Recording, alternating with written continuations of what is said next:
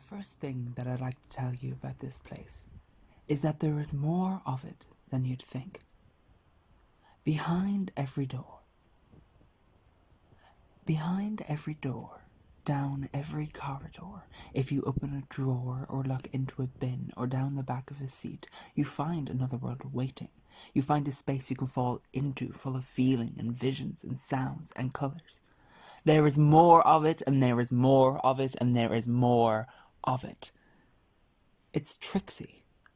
It'll show you the flash of violet eyes in a wood, a rope swing and a child laughing in a river, or a young man obsessed by eels. For a minute, everything is there, and then, like that, it's never empty. Not for a second, and it's never quiet. You'd be mad to think that. Is a forest quiet, or a bus of bustling children, or Main Street at night? Come on, and I'll show you. 2.1, 2.2, 2.3, 2.4, 2.5, 2.6, 2.7, 2.8, 2.9, 3.0. There are nice plants at the side of the road. Long grass with buttercups and daisies. I've never liked flowers, never got the point of them. They're just there to look pretty with no purpose, like a lot of things in this world. And they don't smell like anything. I was watching a movie with my mum one night, and a bouquet of flowers was given to this girl, and she smelled them and she went, "Oh, they smell so gorgeous." And I was like to my mum, "Flowers don't smell like anything." My mum, I could call her and get her to pick me up. The mud is millimeters away from going into my shoes, and my mum would pick me up in her nice warm car and bring me coffee and chocolate, and I could go home and take a shower and curl up on the sofa and watch TV. But I can't do that. Everyone will hear my voice. Not that I don't like my voice. I just don't talk to anybody except my mum. I could text her, but then I'll have to take my hands out of my pockets. Okay, breathe. 3.1, 3.2, 3.3, 3.4, 3.5. It's only a bit of mud. And rain. Okay, 3.6, 3.7, 3.8, 3.9, 4.0. Okay. Walk out of the mud. Everybody's staring at me, but I need to save my shoes. Now, text your mum and tell her to pick you up. Okay. Someone's looking at me. You don't have time to explain what happened, Caitlin. Just text her saying, "Pick me up," and send her your location. She'll understand. You're in trouble. Okay, now put your head up, because otherwise your hair's getting wet. Okay, now stand still and stare at the other side of the road. Okay. 4.1, 4.2, 4.3, 4.5, 4.6, 4.7, 4.8, 4.9, 4.0. Oh no, the other bus is coming to take us to school, and I've just texted my mum telling her to pick me up. Oh, Mum, please come quick. Everybody's jumping up and down at this bus.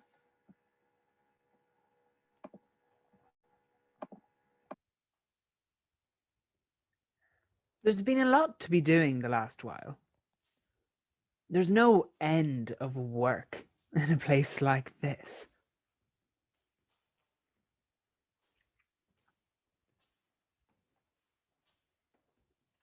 You want to be approaching a story on soft feet. That's my thinking. But sure, there's no talking to them. What do you make of this? Huh? Polished concrete. They're buck wild for polished concrete in this place. What I keep telling them is they should get in a load of seed grass through the whole place. Oh, shh. The click of concrete. You could scare it off. Just like that. Bricks. Gaps, walls, blocks. I'm sitting by my notebook, pen hovering over the page, with a mind filled to bursting with mental cement. with headphones blocking out the rest of the world. Every time I sit down to write, I pull out this Bose beast that blasts any amount of beat into my brain in the hope of focusing me.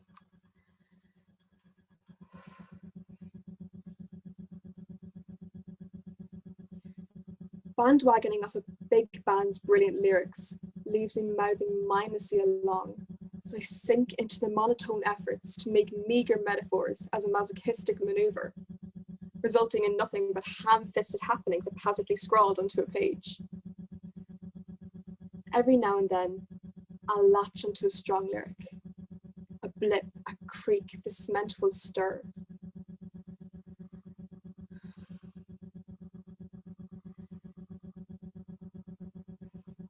Until I ditch the idea again, and the blocks lose their slits, settling my brain back into its slot-free stupor. Stray phrases float by like dust in a desert storm. Another minute. 5 minutes. 10 minutes, and another train of thought's been boarded as I sluggishly slog my way through embarrassing memories from 3 years ago.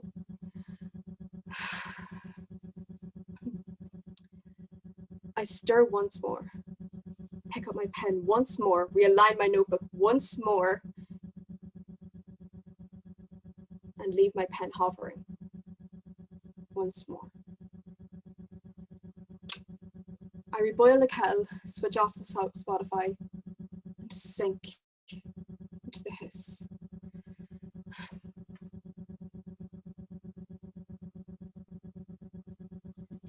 A creak. I don't panic.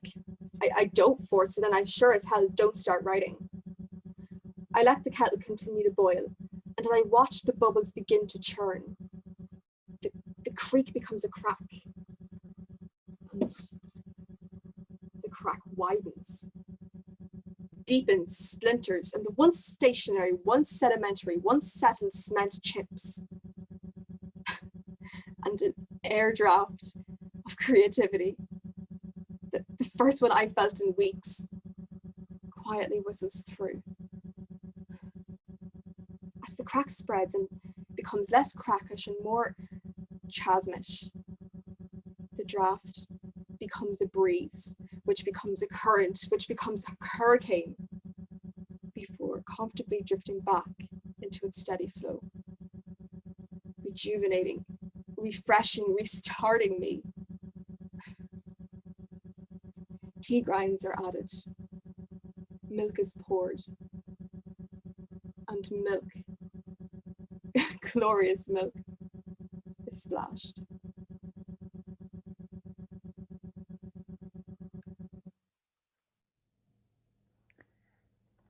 You can still hear the sounds coming from behind it, muffled slightly by the door. That's the way. Every door you open. Well, we'll turn and walk now. 2 doors down. Did you ever notice that time disappears when you tell a story? Dying. Dying. Dead. I'm dead. And I don't even know what happened. Did I do this? Was it by my hand or by the hand of someone else's? Did it really get that bad? Did it really not stop? I can't believe it's gone. I'm gone. Forever.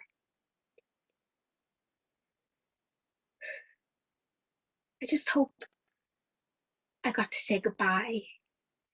Not to the inconsiderate people I called my friends. I never asked if I was okay or wanted to talk about my scars or my problems. And I didn't want to say goodbye to my family. The family who thought I was weird because I liked that people were different. No, there were letters to tell those people how I felt.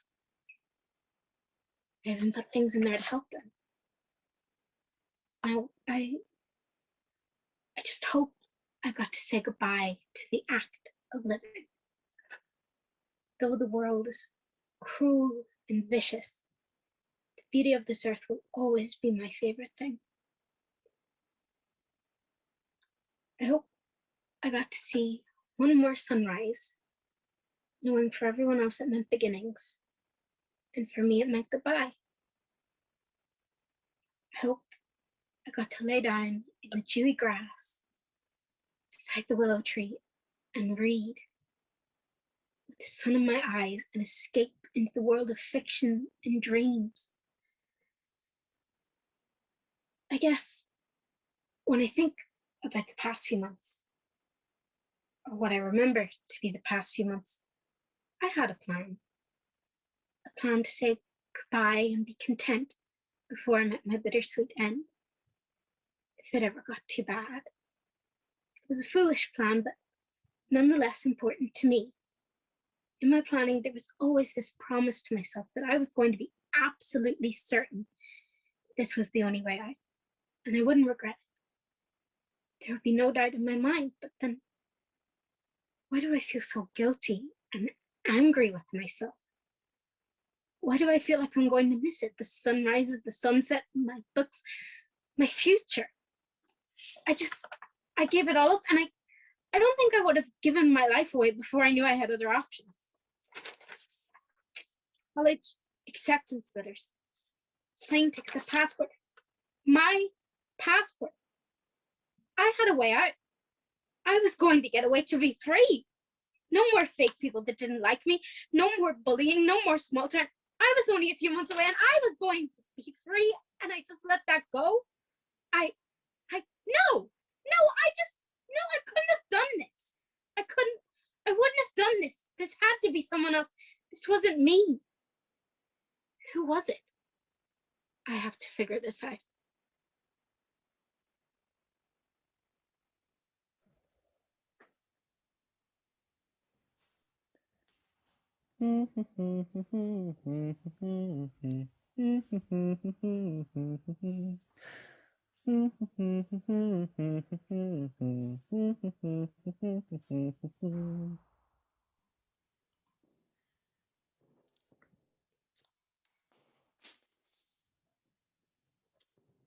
And we're off.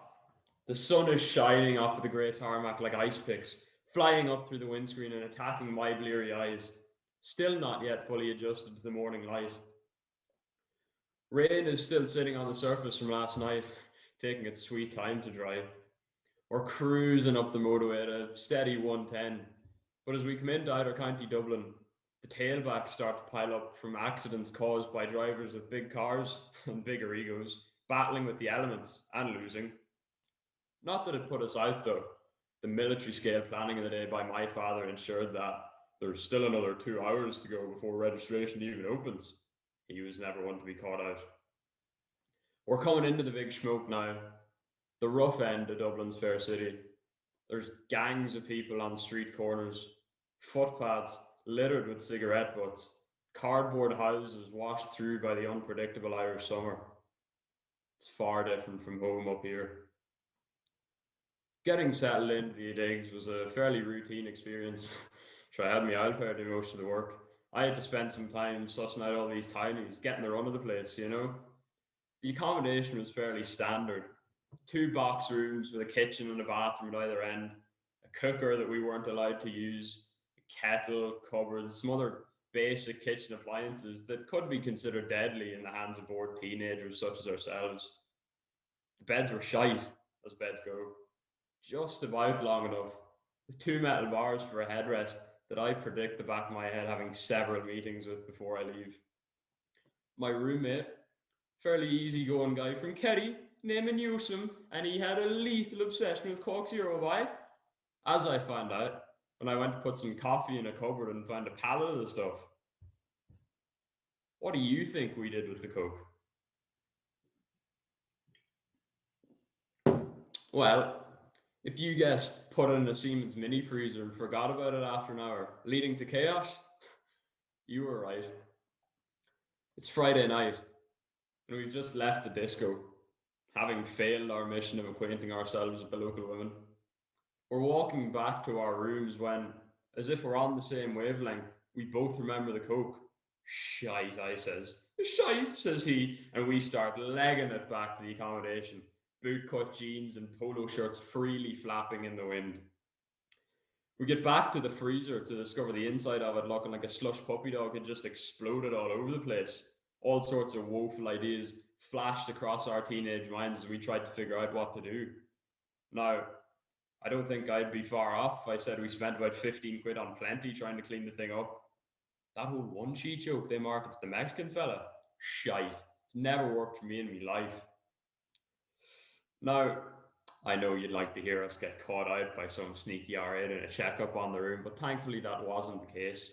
We did manage to get it looking like a freezer again, and a crisis was very much averted. It only lives on in our memories now. Maybe that's not a bad place for it to be. So, we woke up this morning fresh as daisies, and safe in the knowledge that last night's incident was firmly behind us. It was just plain sailing for the rest of the course. Or so I thought. Until this morning, when I committed such a vicious, malicious, evil act, punishable by death in Soviet Russia. What did I do to land me in front of this judge, jury, and executioner, you may ask?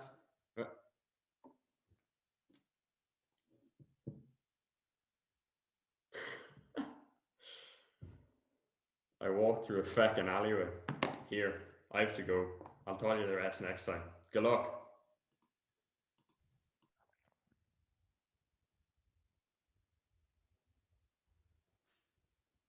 Isn't this a right mess?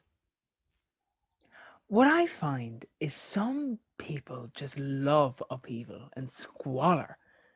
Others are more inclined towards a bright white room. Different legs, different creatures. Now, here's something. I wake up and go downstairs for breakfast. My mum reminds me that I have to take her friend's sons on a walk to Rossmore today to keep them entertained.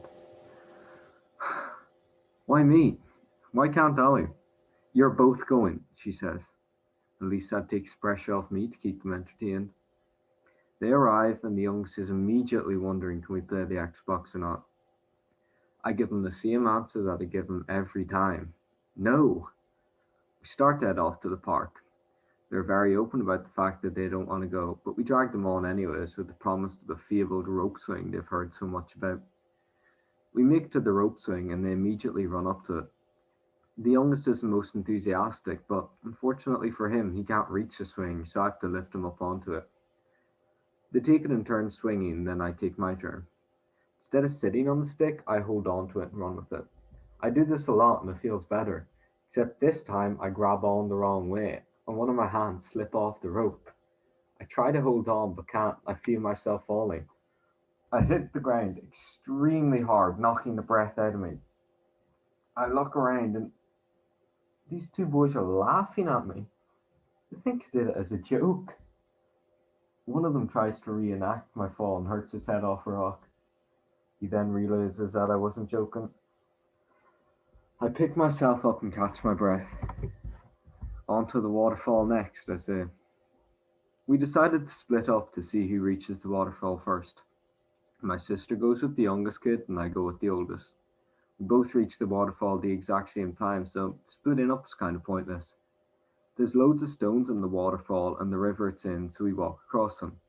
I lead the way and I'm walking across the stone when I hear a massive splash. I turn around and the youngest is fallen into the river. I brace myself for the tears, but they never come. Instead, he starts sitting down the river and starts laughing. What an odd child. We all emerge from the river a little bit wet, except for the youngest. Sure, he's soaked from head to toe.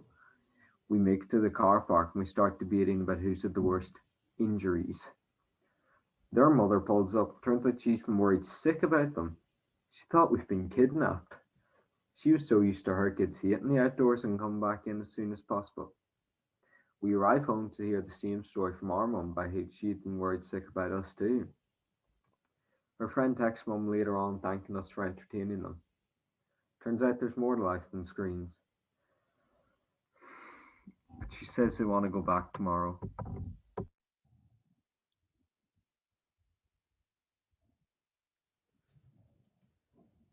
Come on, will you? You want to be transported in this world. Don't trust anyone who tells you any different. If someone tells me two different versions of events, I say, well, now we're getting somewhere. I'm as happy as a cat with two tails and twice as frisky. Hold on now. What's this?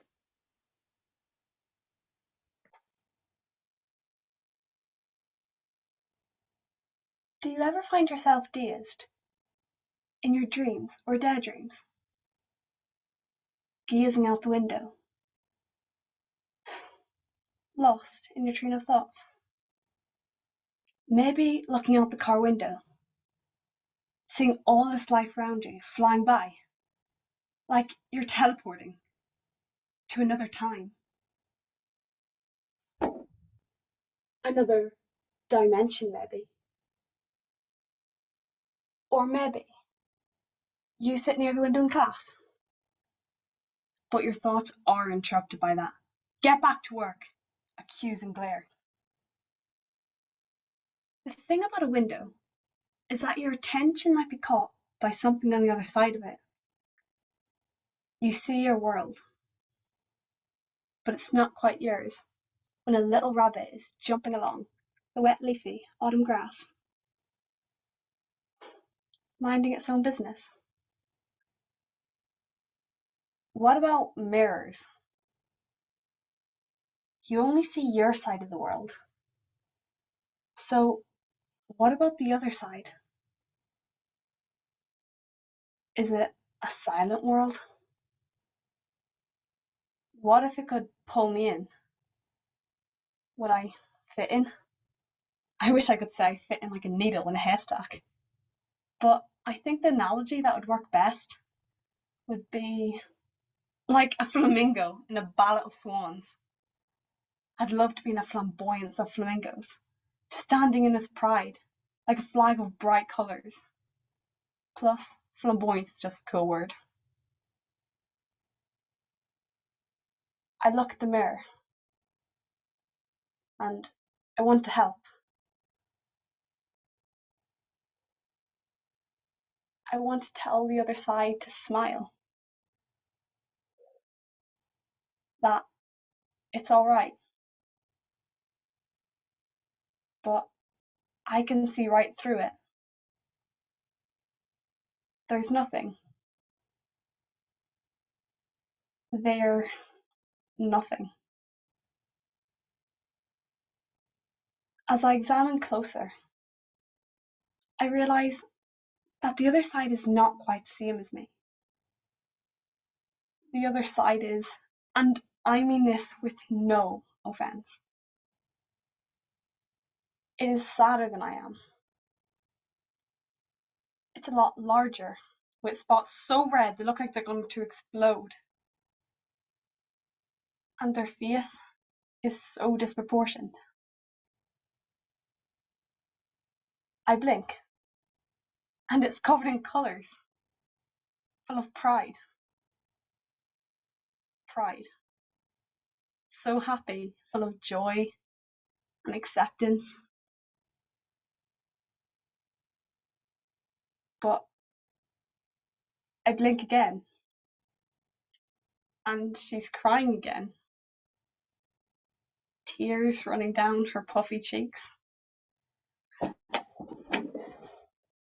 And then the strangest thing happened. A heavy, sad little raindrop fell from the roof to the floor.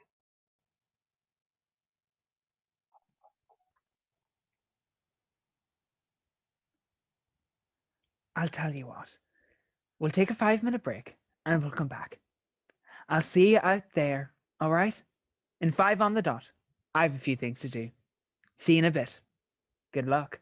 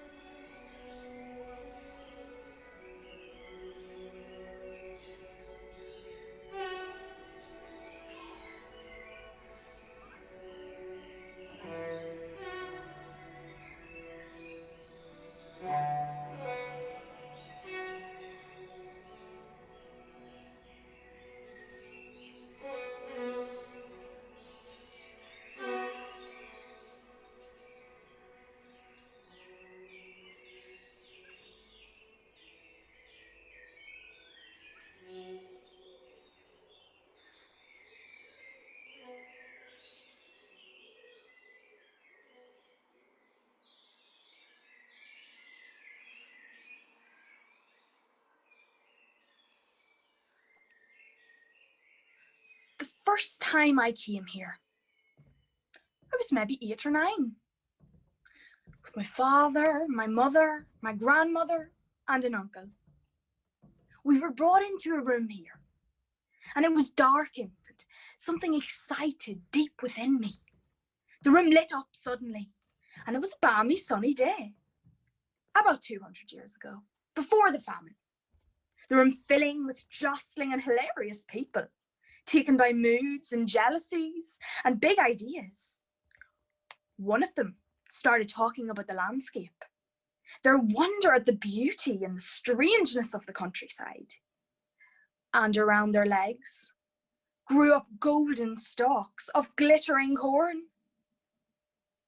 Just when I believed that I could be amazed no further, the stalks around their legs began to sway. There was a breeze. And that was the thing that stuck with me. The breeze. The invisible breeze. Where did that come from? I don't know what led me here. The cold, stark, gloomy night. A pathetic fallacy, if anything. A pathetic fallacy. When the weather reflects one's mood, I'm the pathetic one, if anything. Perhaps I feel comfort of my non-existence amidst the dark night. A brisk walk, they said. Beneficial for your health, they said. And now I'm here, waiting at Destination 1, the town square, waiting for my taxi, the bright yellow headlights. We knew it was for the best. I always knew what was best for you. Unfortunately, a sorry wasn't enough. Sorry is never enough. We were heartbroken, but sometimes things aren't meant to be. That's fate. Jack's bars, please. Destination 2. Sonia. The funny one. Everyone loved Sonia, but sadly, that love wasn't returned. She was ungrateful, selfish, to be quite frank. She made me mad. Once again, not enough. Certainly not when she skipped out on her 4.5-month anniversary for an unsteady night out with friends. She promised me. I don't like it when people break promises. I sat there, waiting to love, while you didn't even know what you were doing. You deserved better than those egotistical, narcissistic. I always knew what was best for you. I would do anything for you, and I did. Everything that was necessary. Destination 3. 3 was a walk in the park after a few drinks when she finally decided to show up. And there you were, the beautiful Molly O'Donoghue, the soulmate. Perhaps, but everybody knows, 3, it's a curse. There is no choosing, no choice, only the chosen, only fate. I don't blame you, Molly. It wasn't your fault. Wrong place at the wrong time. If only you'd wandered by minutes later, we could have had each other. Regrettably, someone had other plans, and I had to do what was right. All it was the stars lining up at an unfortunate intersection in the dark and vast dimension that is outer space. A series of unfortunate events leading to one nuclear affair beyond our control. A metamorphical Big Bang. The utmost tragedy. The final destination. Now it's his turn. Does he believe in fate? That everything, in fact, happens for a reason? On this present day, in this big world, I chose his taxi to venture along my profound journey of redemption? Was it all meaningless? Either way, only one person can return in this car, back down this twisty road and into the future. And that's not up to us to decide. Are you coming in or what? I keep hearing voices in this part. Nervous shifting feet and the click of glasses, whatever you make of that. I close my eyes, and on my face I can see a damp warmth in the air. It's lovely. It's the breath of people blowing hard and warming up after coming in from the cold. But maybe that's mad and lonely talk.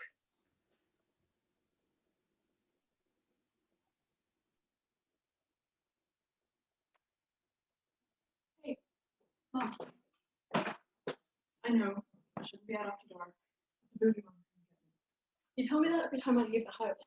But listen, something really cool happened. So put the kettle on. I need to tell you about my walk. God, it's much quieter now than it was when I left. And he was romping around looking for our next victim, and you were upset about the mess in the kitchen. But yeah, I hate it when it's noisy here, so I thought I'd go for a walk down to the forest like I always do. I went down the back road because it's quiet that way. I never made any cars or anything. I found the path. You know, the long way around the big roof? There. So it was starting to get dark at that point, but I know that place like better than anyone else, so it wasn't a problem. I went down over the bridge and across the stream. I was getting close to where the big tree is, and I saw this flash out of the corner of my eye. I thought it was a bird or a squirrel or something, so I didn't think anything of it. But then it happened again. I had this weird sense of familiarity to it, so I decided to go and see if I could see what it was. And I crept over, and just at the bottom of the big tree where the roots start to show, there was this tiny little figure sitting there. She was terrified, shivering and wrapped in a leaf, and no more than 6 inches tall, but she had these bright violet eyes and soft blue skin. And she had the most beautiful wings, man, like a butterfly or something, but completely see-through. And I didn't get too close at first because I didn't want to scare her or anything, but she stared at me the whole time like she was examining me right back. And she explained that she'd gotten chased down by the Rottweilers next door, and something had happened. She heard her wing trying to get away. And then she told me that when a baby's born, sometimes they get assigned like this, a mythical creature that looks after them. And she was mine. She was my like guardian, I guess. And she would come down here when we were all little and make sure that we were okay and that we were sleeping all right and have sweet dreams. And I guess today was kind of a chance to pay her back. So I put my hand down to her level, and she pulled herself into my palm, and she sat and pointed to where she needed to go. And I wasn't sure at first because it was further than I usually go. But then she opened her palms, and the whole forest was brightened around us. Like, it was completely magical. She brought me up to the top of the hill. There was a big circle of trees, has this mossy grass in its center. She told me it was a fairy circle. And I set her down in the center of the circle, and she sat there with her eyes closed and her palms open. And it was dark outside the circle, but inside was shimmering, just purely magical. And she sat there for seconds or hours, and the hole in her wing fixed itself completely. All of the patterns resolved themselves perfectly. And then she turned and smiled at me and shot up into the air. She was spinning and twirling and had just pure glee on her face. And she turned again once more and smiled, and then she disappeared. And when I looked back to my hand, I was holding a daisy. But I'm wrecked after all that. We should go to bed. I love you. Good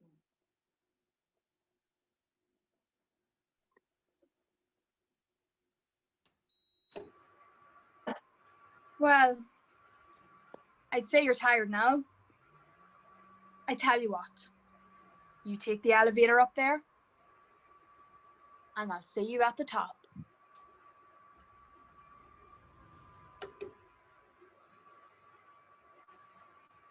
Well, that's it. I'm dead. Well, not yet, obviously, but realistically, how far is a half-filled bottle of water in a packet of Pullman's going to get you when you're stuck in a metal tin can suspended somewhere between the ground and the 5th floor? Now, you intellectuals in the audience at this point might be thinking, well, why don't you just press the help button? I mean, all lifts have them. And yes, I do agree with that astute assumption. That would indeed be quite useful if it worked. Knowing my luck, I'm probably going to end up like that fella from the Roald Dahl novel Way Up to Heaven, or whatever it was called, where, spoiler alert if you haven't already read it, the man dies in a lift after being left there for 6 weeks. But when you think about it, it is an odd time for death to strike. I mean, did I do something to anger them? How's going out to get a litre of milk offensive? I mean, does death have vendetta against milk? Is death vegan? I mean, maybe it isn't so bad. I mean, think of all the people that I'll get to see when I'm dead. Parents, grandparents, a string of ill-fated goldfish, and Jen, I suppose. What would she say in this situation? Probably some words to the effect of, well, at least this time you'll actually get to talk to God. I still remember the night that she died. We went out to celebrate our leaving cert results. Well, she more so than I, now that I was 9 points short of the course that I wanted. We had dinner at Milano's, and I had a pepperoni pizza, and she had chicken and pesto. At the end, we both had baby Cheetos, like to be ironic or funny or whatever, but mostly just because we both knew that milk out of a tiny cup was just that much more delicious. Concluding our feast, she convinced me to go out dancing, and we probably drank too much. After about 2 hours, I called a taxi and went home. I found out the next morning. In her drunken state, she'd wandered out into the road and got flattened by a steamroller. Ironic, really. She'd always complained about feeling flat. Do you know that it takes a human 30 days to starve? I mean, what's up with that? Who conducts these tests? Do they just go, okie dokie there, Johnny, I'm going to give you all the water you want, but no food, because I just want to see how long it takes for you to starve. I mean, if only I had like a pen and paper or like a cutting tool or something I could use to make a message on these walls. If I have to die here, should I not at least deserve some sort of inscription on my tomb?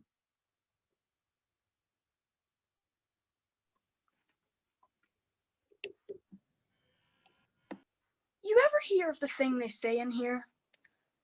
Find your light. What I'll tell you about that is, that takes a period of wandering about in the dark. You won't get into the light if you don't search around with the lights off.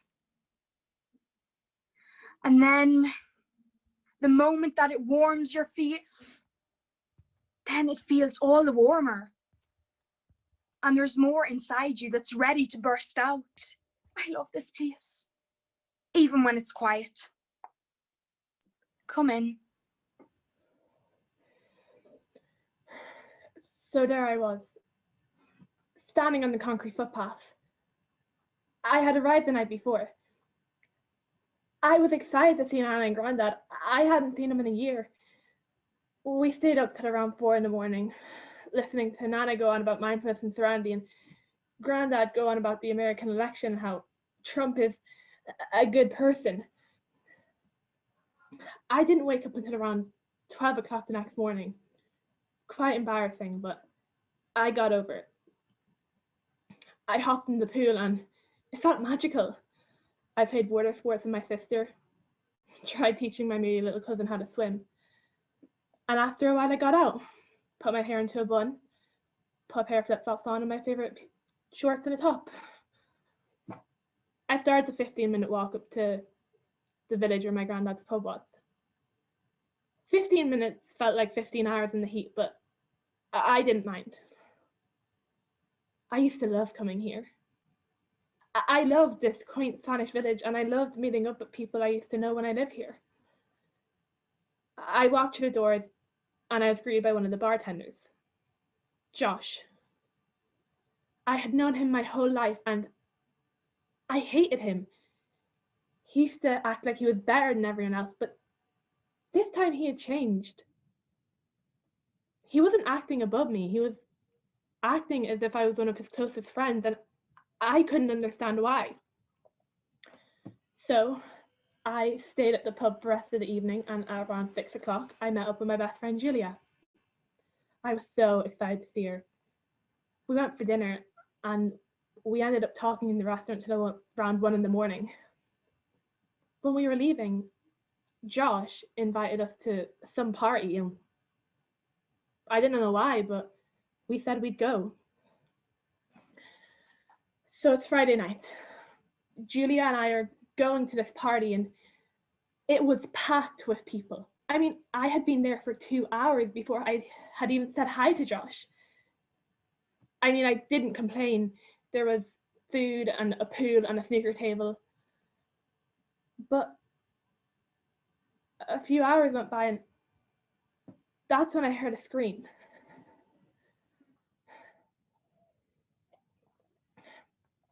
The room went silent, and that's when I saw her. Elena Garcia, a girl I had known my whole life, lying at the bottom of the staircase, covered in blood. I mean, I couldn't tell if she was dead or just unconscious, but it was still scary. There's an ambulance on the way, called out Josh, and everyone started to leave, but I didn't want to go back to Nana and Grandad, so I asked if I could stay with him for a while, and he said he wouldn't mind the company. He was in complete shock. I didn't know what to do. Turns out Elena Garcia was his ex-girlfriend. We sat down on the couch. I comforted him a bit and we fell asleep. But then we woke up to a crash and banging upstairs. I went to the kitchen to get a knife, and Josh said I was overreacting, but I was scared.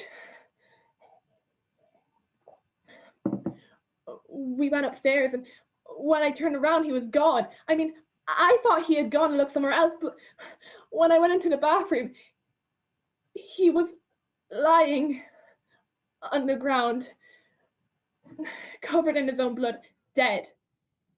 And that's when I looked out the window, and there she was, the girl I thought was my best friend Julia, leaving the house covered in blood.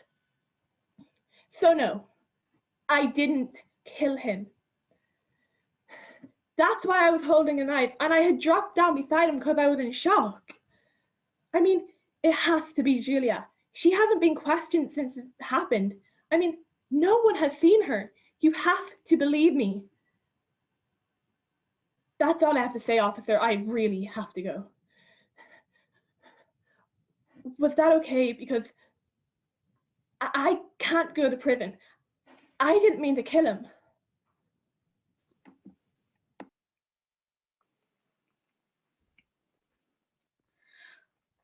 There is far more than you imagine. And it will keep coming. Right. Right. Are you ready? Turn the lights on. Turn them on. Do you hear me? The stories are ready for their light. Turn the lights on. Turn them on.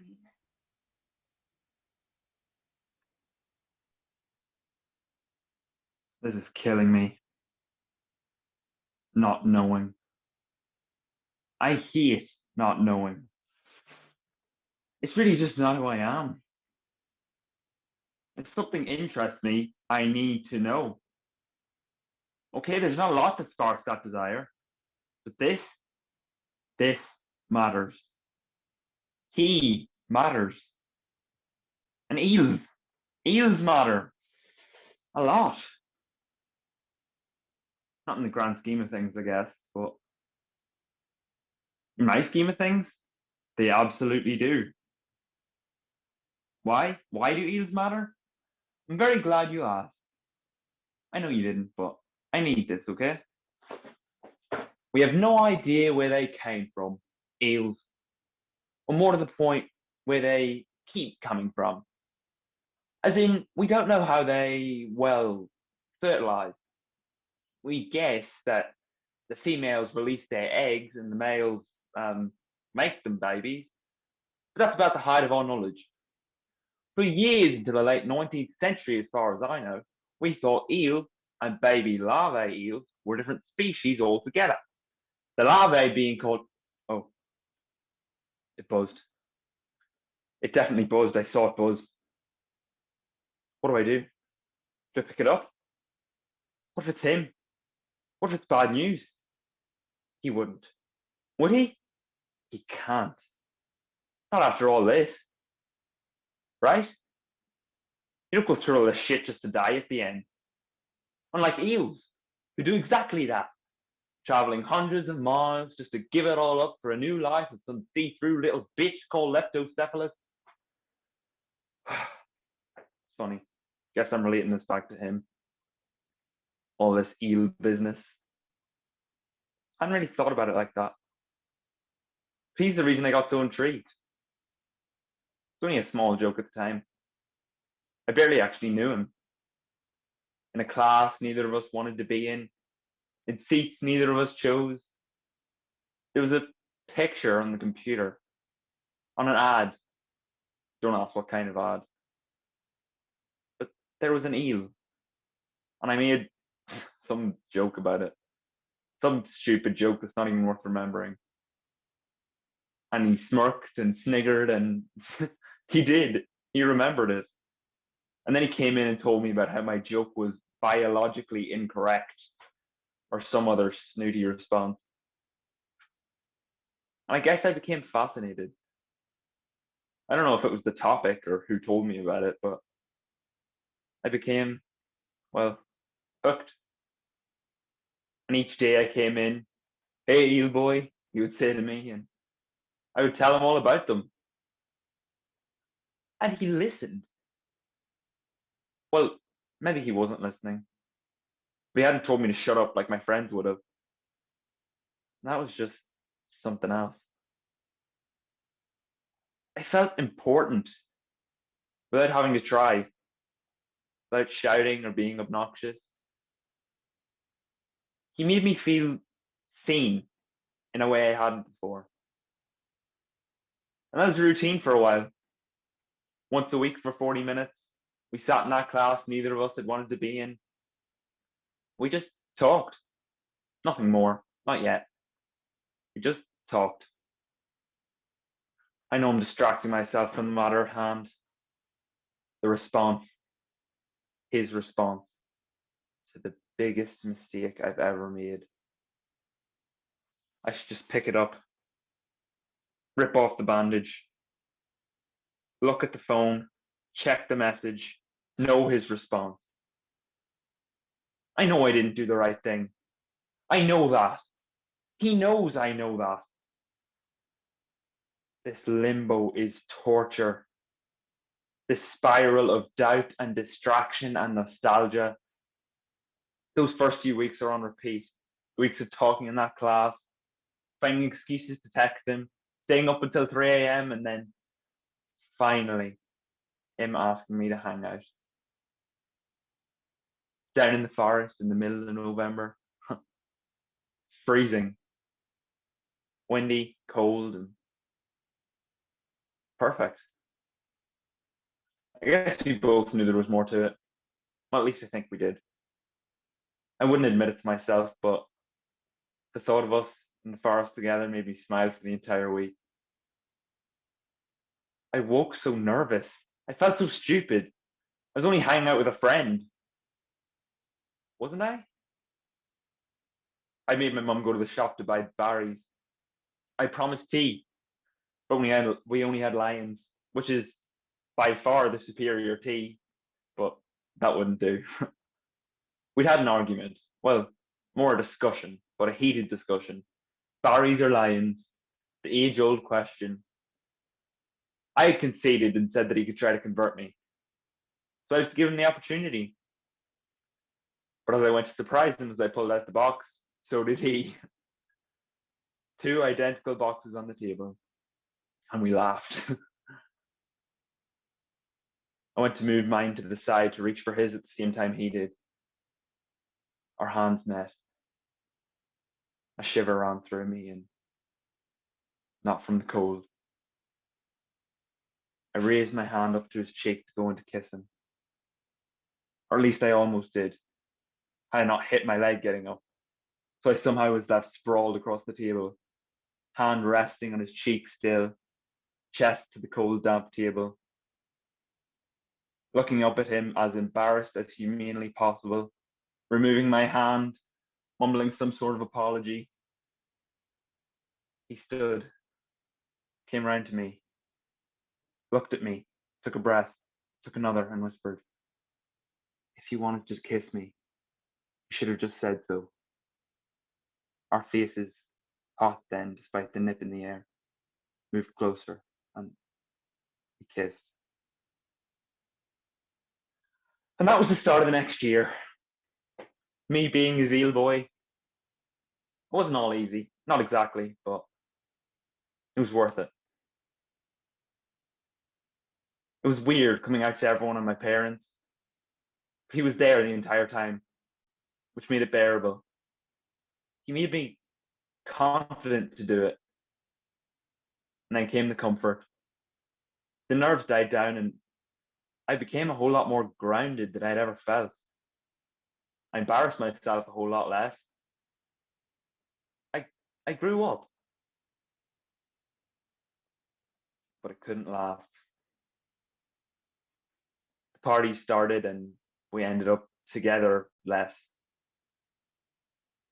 Time spent on Saturdays watching movies with him became times to rest with a hangover watching him study. And without him there to study, the grounded feeling gave way a little. Until it was a bad night. We hadn't talked in a week. And I was fine about it until the drink hit my tongue and allowed the loneliness to settle. One drink became 10, and before I knew it, I was waking to pictures of me and not him, me and a girl I hadn't known, a girl who had also been lonely and who begged me to stay. It hadn't meant anything. now it does. Now it matters, and I can't look. Because it might be him cutting me off, removing the ground he brought me.